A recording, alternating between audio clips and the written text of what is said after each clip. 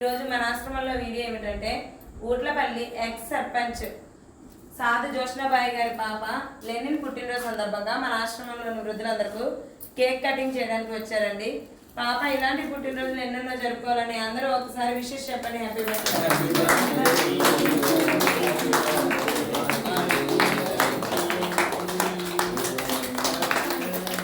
మీ పెద్ద మనసులో పాపని దీవించండి. పాప చదువుల్లో ఎన్నో ఎదగాలని దీవించండి అందరూ. ఓకే,